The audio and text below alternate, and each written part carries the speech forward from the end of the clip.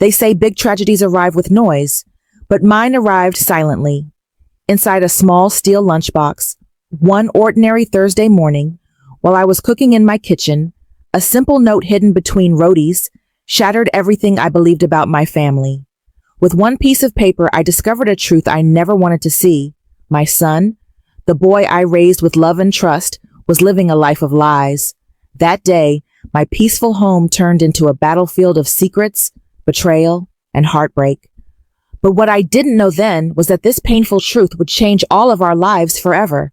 I always thought that the biggest tragedies in life arrive loudly, with warnings and signs that shake the ground beneath your feet. I never imagined that one of the deepest heartbreaks of my life would slip quietly into my hands, hidden inside a simple steel lunchbox. It happened on an ordinary Thursday morning, a day filled with small frustrations, the kind where nothing seems to go smoothly.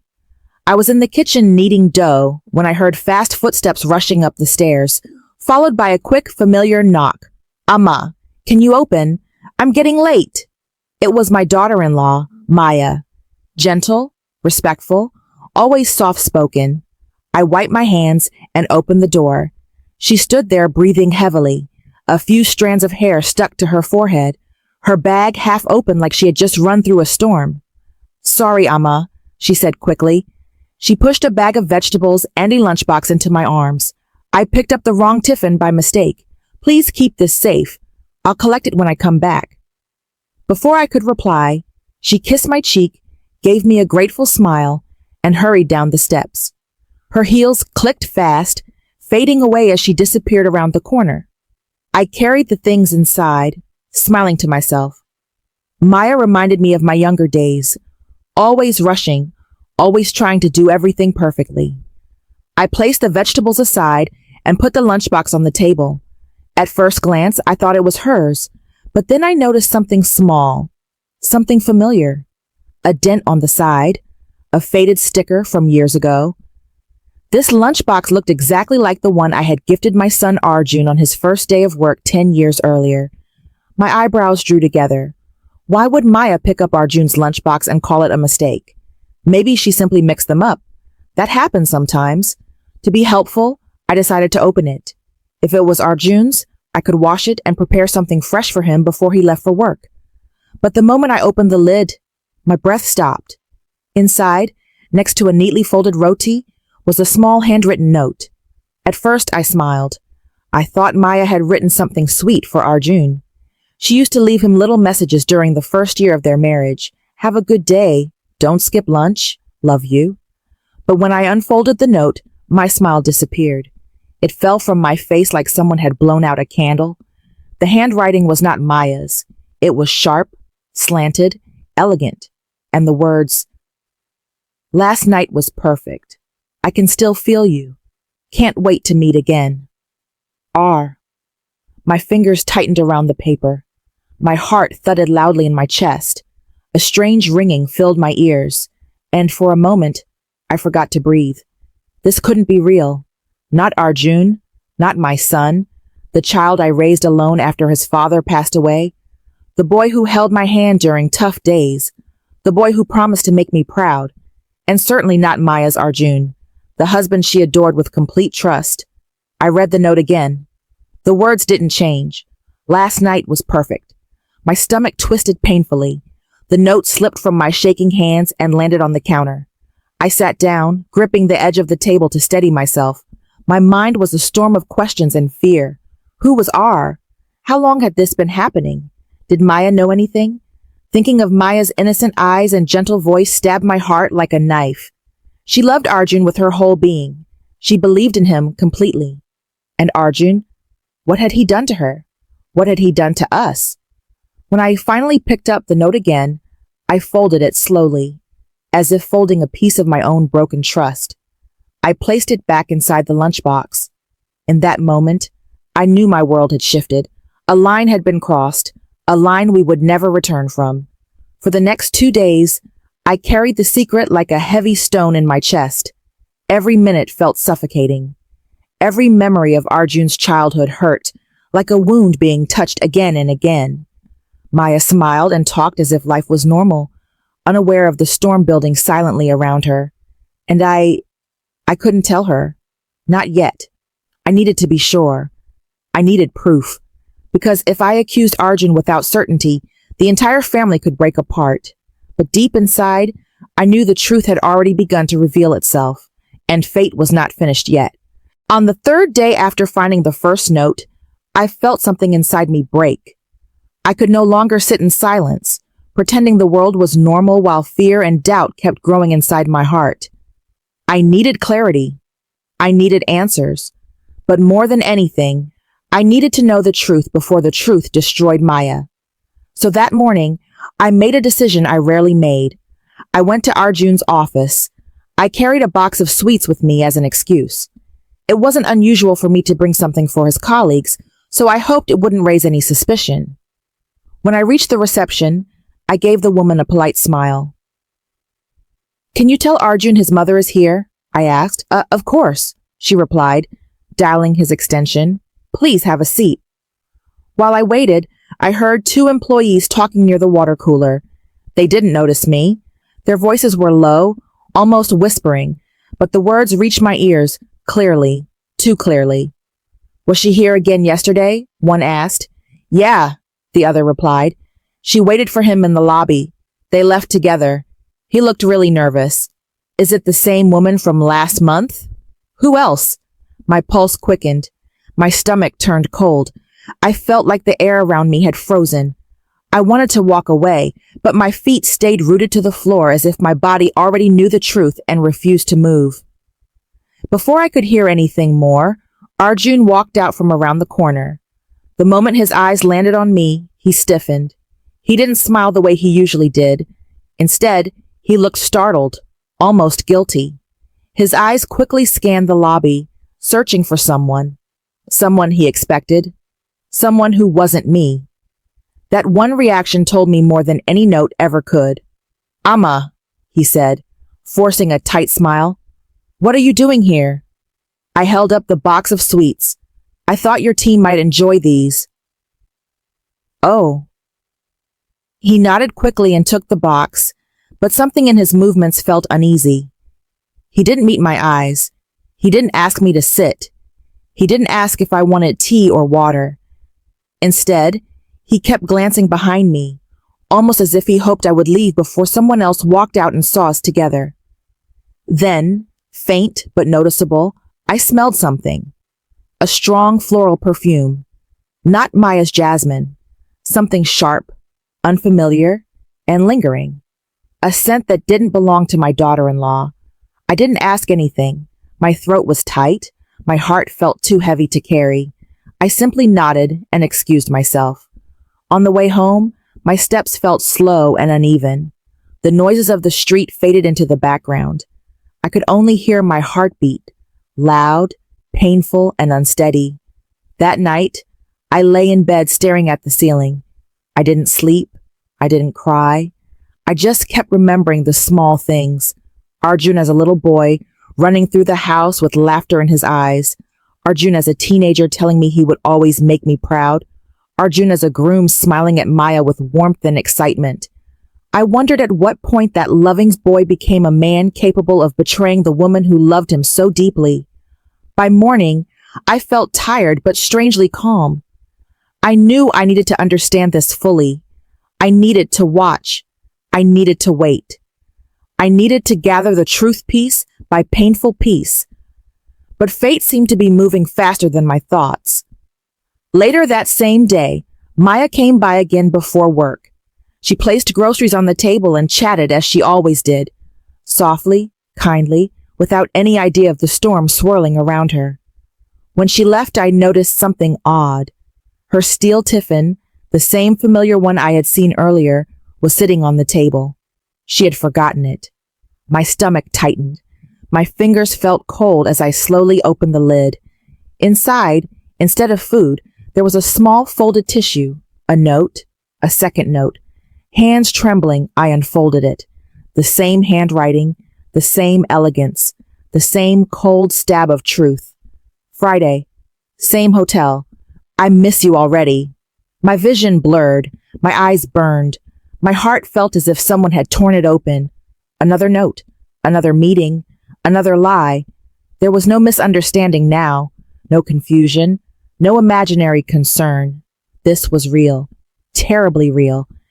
And it had come to me once again, not because I searched for it, but because the truth was forcing itself into my hands. My son was meeting someone regularly in a hotel, someone whose name started with R, someone who wrote intimate messages without fear, without shame, without hesitation. My chest hurt so deeply that I had to steady myself against the table. Tears blurred my sight, but I refused to cry loudly. I pressed the note against my heart, feeling as though the paper itself carried poison. How long had this been happening? Why had he thrown away the trust we gave him? How many times had Maya cooked for him, waited for him, loved him while he was with someone else? My heart ached not just for Maya, but for myself. For the mother who believed she had raised a good man. For the mother-in-law who believed in her son's marriage. For the woman who thought her family was safe, but it wasn't safe. It was breaking, and I was the only one who knew. By the time evening came, I hid both notes in my drawer. I walked through the house with a weight in my chest so heavy it felt like I could barely breathe. Every time I heard Maya's soft voice or saw her smile, guilt stabbed me again. She didn't deserve this. She didn't deserve any of it. I knew that soon, very soon, everything would change, and nothing would be the same again. For 2 days, I stayed locked in my room. Not because anyone asked me to, but because I didn't know how to face my own daughter again. Every time I closed my eyes, I saw her expression, sharp, cold, and unforgiving. It wasn't the face of the little girl who used to run into my arms after school, or the teenager who would cry on my shoulder after her first heartbreak. It was the face of a stranger, someone who had already judged me long before hearing my side. The house, once loud with her laughter, now felt hollow. My footsteps echoed in the hallway like I was walking through someone else's life. Every frame on the wall, her graduation photo, her 16th birthday smile, our family trip memories, all stared back at me with a single question. Where did everything go wrong? I kept replaying her words in my mind. How dare you sit at the same table as my Mile?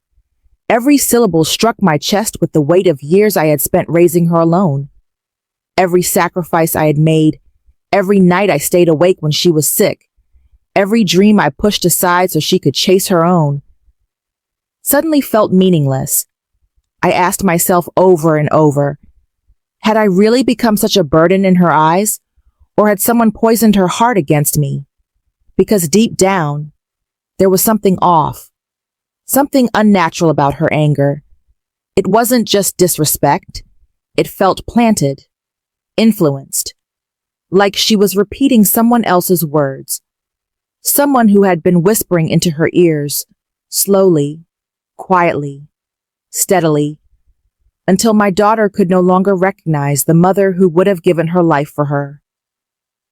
On the third morning, I finally gathered the courage to step into the kitchen. My hands trembled as I touched the kettle, and I forced myself to breathe slowly, just to keep from breaking down again. That's when I heard footsteps behind me. I didn't have to turn around to know it was her. A mother knows the sound of her child's walk even in the darkest room. But the silence between us wasn't the silence shared by a parent and daughter. It felt like the tense, fragile quiet that comes before a storm. "What are you doing here?" she said sharply, as if I was an intruder in my own home.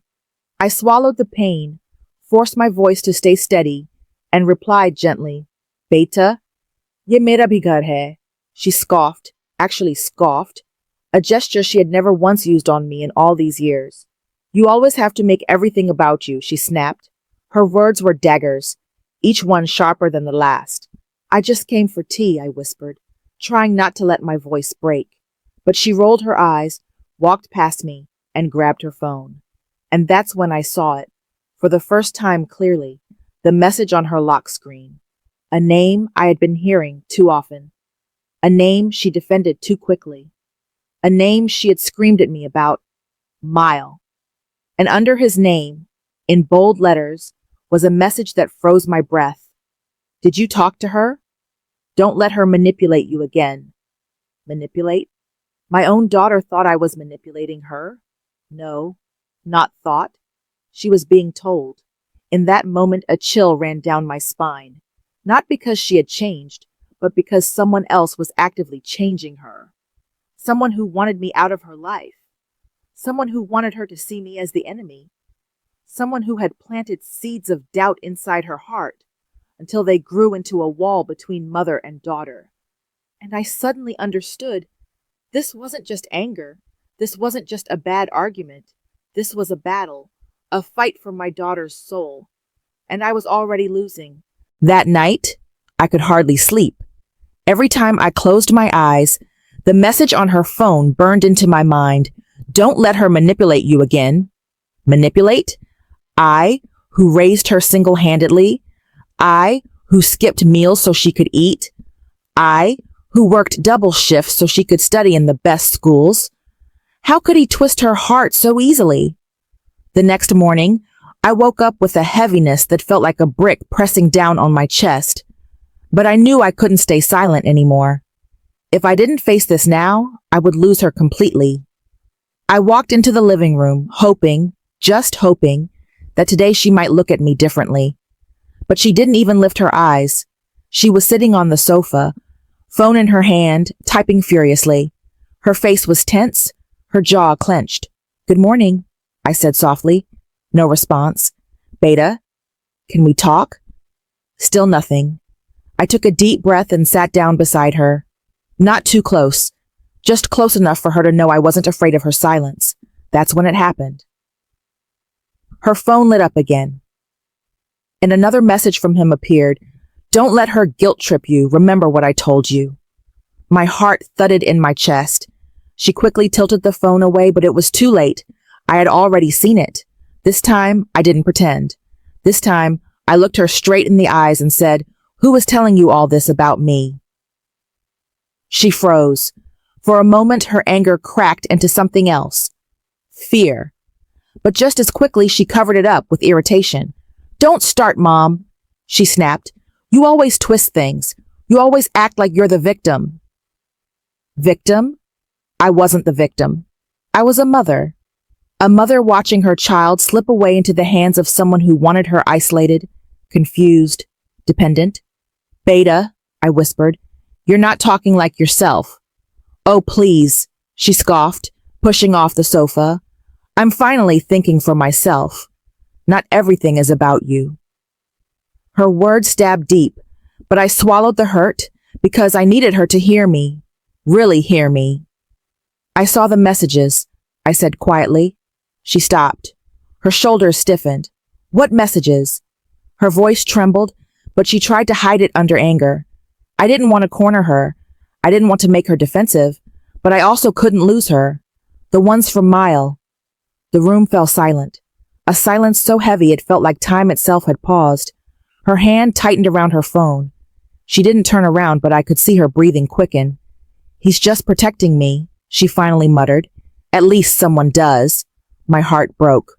All my life, Beta, I said, with a voice that cracked.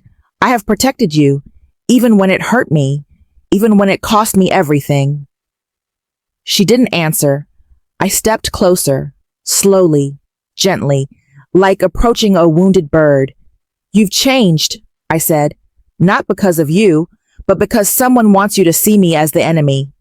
She turned around sharply, tears filling her eyes, anger mixing with confusion. You don't know anything about him, she shouted. He understands me. He listens. He doesn't judge. Then why does he want you to hate your mother? I asked softly. She froze again. Her breathing stopped. Her eyes widened. For the first time in weeks, her anger wasn't directed outward. It was fighting inside her. I stepped back, giving her space. Anyone, I whispered, who separates you from your family isn't protecting you. He's controlling you. Stop. Her voice cracked like broken glass. You don't know him. You don't know anything about us. Us? The word sliced through me. I just want you safe, I whispered. But she shook her head. wiping her tears angrily. And then, in a voice trembling with emotion she tried to hide, she said the words I feared the most. Maybe I don't want you in my life anymore. The world blurred. My knees weakened. My heart felt like it had been torn out of my chest. But I didn't break. Not in front of her. Not yet. Because I finally understood she wasn't pushing me away. She was being pushed. And I hadn't lost my daughter. I was losing her to someone who had wrapped his hands around her heart and was squeezing tighter every day. The moment those words slipped from her lips, maybe I don't want you in my life anymore, something inside me broke. Not loudly, not dramatically, but silently. The kind of break that leaves scars you feel every time you breathe. I stood there frozen, watching my daughter, my own flesh and blood, wipe her tears and walk away as if I was the one destroying her life. When she finally locked her door behind her, I felt the entire house fall into a suffocating silence. A silence so deep it felt like the walls were mourning with me. For the next few minutes, I just stood still, staring at the hallway, waiting for her to come back, to say she didn't mean it, to hug me the way she used to when she was little. But she didn't return.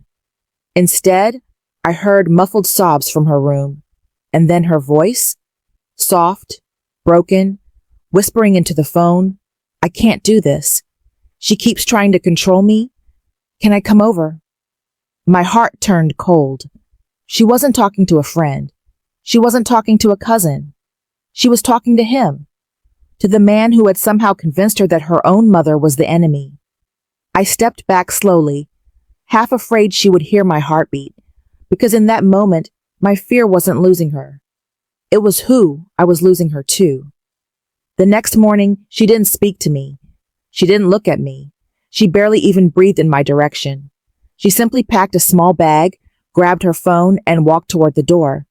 Where are you going? I asked, forcing air into my lungs. She didn't answer. Beta, at least tell me. She turned around sharply, her eyes red but cold, and said, I need space. I'll be staying with Mile for a while. And just like that, she stepped outside, not once looking back, not once hesitating, not once considering that she was walking out on the woman who raised her with every ounce of strength she had. The door closed behind her with a sound that echoed like a final goodbye.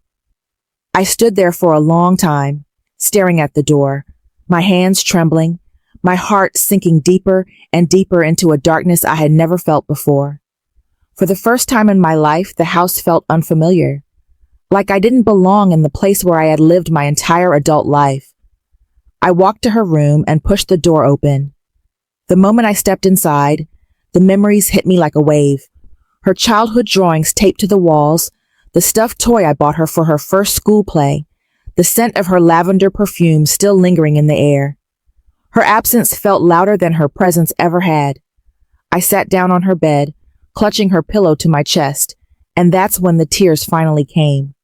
Not soft tears that could be wiped away, but deep, uncontrollable sobs that rose from a place I didn't even know existed.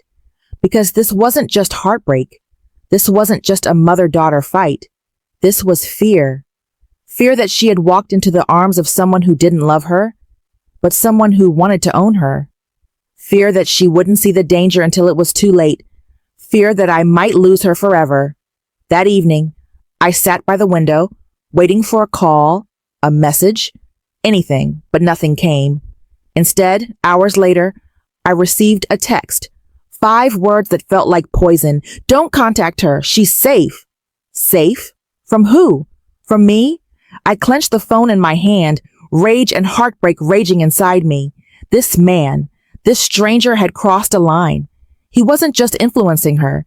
He wasn't just isolating her. He was taking her away, piece by piece, emotion by emotion, thought by thought. And I knew, if I didn't fight back now, I might never get my daughter back. The battle had begun, not between mother and daughter, but between a mother and the darkness that had wrapped itself around her child. The night she left, I barely slept a minute. I kept staring at my phone, hoping, desperately hoping, she would text me, or even send a single word. Mom, I'm okay. Don't worry.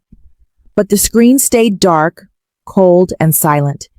Every hour felt heavier than the last.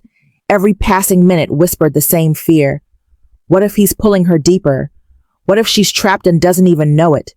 By morning, my heart felt like it had aged years. I cooked breakfast out of habit, her favorite paratha and chai. But the moment I placed the plate on the table, reality hit me like a sharp blow. She wasn't home. She wouldn't be walking out of her room, messy hair, sleepy eyes, murmuring, "Mama, 5 more minutes." Those mornings were gone. I sat at the table quietly, my hands trembling around the cup. I tried to sip the tea, but it tasted wrong, like bitterness instead of comfort. Hours passed, no call, no message, nothing. Every sound outside felt like her footsteps. Every vibration of my phone made my heart stop for a second, only to break again when it wasn't her. Around noon, I finally decided I couldn't sit and do nothing anymore. If she wasn't coming home, then I needed to go to her. I took a deep breath, grabbed my shawl, and stepped outside. The cold air hit me instantly, but it didn't matter. My worry was stronger than any winter wind. Miles' address was saved from the one time she mentioned it casually months ago. I had never needed it, until now. When I reached the building, my heart sank further. It wasn't a home, it was a trap. Dark windows, worn-out walls, a heavy stillness in the air. The kind of place where shadows lived longer than people. I walked up the stairs, each step heavier than the last. When I reached his door, I could feel something was wrong. Before I could knock, I heard voices. Her voice. She sounded scared. "Mile, please. I just want to go home. Just for a few days." His tone was cold, sharp enough to slice through the wooden door. "No. Your mother will twist your mind again. You're better off here. With me." My heart dropped. This wasn't love. This wasn't care. This was possession. I clenched my fists, fighting the urge to burst in right away. Then I heard her cry, a soft, muffled sob that tore through my soul. "I just want to see her," she whispered. And his reply was the final proof I needed. "I told you, stop thinking about her. You don't need her anymore." My pulse roared in my ears. My daughter, my child, was being brainwashed, controlled, isolated, and she was crying for me. Without thinking, I knocked on the door. Loud, firm, unafraid. There was sudden silence inside, then hurried footsteps. The door cracked open slightly, and Miles stood there, eyes cold, expression annoyed, as if I'd interrupted something important. "What do you want?" he said sharply. I straightened my back. For the first time in this entire nightmare, I felt the fire return to my chest. "I want my daughter," I said. His smirk was chilling. "She doesn't want to see you." Before I could respond, a shaky voice from behind him whispered, "Mama?" My breath caught. I pushed the door wider. There she was, standing in the back, eyes swollen, hands trembling, like she had been crying for hours. Her gaze met mine, and for a split second, I saw my little girl again. The little girl who used to run to me when she scraped her knee. The girl who used to hug me tightly on her birthday morning. "Mama," she whispered again, this time louder, more desperate. Mile moved in front of her, blocking her view, blocking her escape. "I said she doesn't want to see you," he hissed. That was it. The fire inside me exploded. I stepped forward, my voice steady, calm, and stronger than I had ever felt. "Move." He didn't expect that. He took one step back, and in that moment, my daughter ran toward me, throwing herself into my arms like she had been holding her breath for days. I held her tightly, feeling her tears soak my shoulder. For the first time since this nightmare began, she chose me, not him, not his lies, not his manipulation. Me, her mother. But it wasn't over, because as I held her, Miles' voice cut through the air. "This isn't finished. You can't take her." I turned around slowly, shielding my daughter behind me, and with a voice filled with every pain, every fear, every ounce of strength I had left, I said, Watch me. For a moment, the entire hallway stood still. My arms were wrapped tightly around her body trembling against mine, as if she had finally escaped a nightmare she didn't know she was living in. But Mile? He wasn't done. People like him never are. He stepped forward again, his jaw clenched, eyes burning with a rage that felt far too dark for someone his age. You think you can just walk in here and take her? He snarled. I shifted my daughter behind me, my body acting on instinct, the instinct that had guided me since the moment I first held her in my arms. She's my daughter, I said softly, but with a steel that surprised even me. He laughed, a low, mocking sound that made every hair on my arm stand up. Not anymore, he said. My daughter flinched as if those words were chains being thrown back around her neck. I felt her grip my arm tighter. Mama, let's go. Her voice was so faint, so broken, so full of fear and longing that it reopened every wound she had unintentionally carved into me over the past weeks. I nodded, keeping my eyes on him as I guided her down the hallway, but Mile wasn't willing to let her go. He stepped forward again, blocking the narrow corridor, placing himself between us and the stairway. You're not leaving, he said, his voice icy. My daughter gasped softly, and I could feel her panic rising. This wasn't just emotional manipulation anymore. This was control, possession, a dangerous obsession disguised as love. I stood tall. Mile, I said slowly, she's going home with me. Step aside. He didn't move. His eyes locked onto mine with a hatred so intense, I could feel it crawling across my skin. She belongs with me, he said. She understands me. You don't. His voice shook, not with sadness, but with the desperation of someone losing their power. And that's when it hit me. He didn't love her. He needed her. He needed someone to control, someone to shape, someone to trap. My daughter wasn't his partner. She was his hostage, a hostage in plain sight. I inhaled deeply, trying to keep my voice calm as I stepped slightly forward. No one, I said gently, belongs to you. He laughed again, but this time the laugh cracked. He was losing control. He could feel her slipping away. Tell her, he demanded, turning to my daughter. Tell her you want to stay. Tell her. She didn't answer. Her fingers dug into my sleeve, seeking safety the way she used to when thunder scared her as a child. And then, in a voice barely above a whisper, she said, I want to go home. Miles' face twisted with something horrifying, anger mixed with betrayal, obsession mixed with panic. You're making a mistake, he shouted. She'll ruin you again. She always does. She's manipulating you. His voice echoed down the old stairway walls. I felt my daughter flinch again, as if every word was a reminder of how deeply he had poisoned her thoughts. I took her hand. Come, Beta. Before we could move, Miles slammed his hand on the wall beside us, blocking our path again. Fear surged through my chest, not for myself, but for her. But I didn't back down. You put your hand on her, I said quietly, and I will call the police right now. He froze. I saw it in his eyes, a flicker of hesitation, a moment of doubt, the realization that he was crossing a line he couldn't return from. He looked at my daughter again, desperate now. She needs me, he said, voice cracking. You said you loved me. You promised you'd stay. My daughter shook her head, tears spilling down her cheeks. I was scared, she whispered. You made me scared. His face collapsed into shock. For the first time, he realized the truth. Not about her, but about himself. I took her hand firmly and stepped around him. This time, he didn't stop us. He stood frozen in that dim, suffocating hallway as we began to walk down the stairs, slowly, carefully, as if we were walking out of a cage. Halfway down, I felt her hand slip into mine fully, not trembling, not hesitant, but trusting. Mama, she whispered, her voice fragile but sincere. I'm sorry. I squeezed her hand gently. We'll talk later, I whispered back. Right now, let's just go home. We reached the bottom of the stairs and pushed open the building door. Cold air washed over us.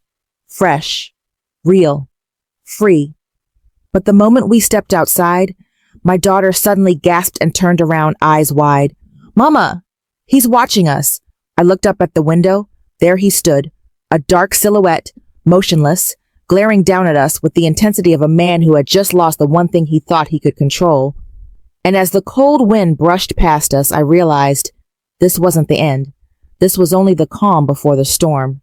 For days after bringing my daughter home, I felt as if a dark cloud followed us everywhere. She tried to smile, tried to talk, tried to help me around the house, but the fear in her eyes never fully disappeared. Every knock on the door, every vibration of her phone, every shadow moving outside the window, she flinched. Trauma has a way of hiding in the smallest moments. But slowly, step by step, I began guiding her back to herself. We cooked together again. We talked during tea. We sat in the garden and watched birds just like we used to before her world became a cage.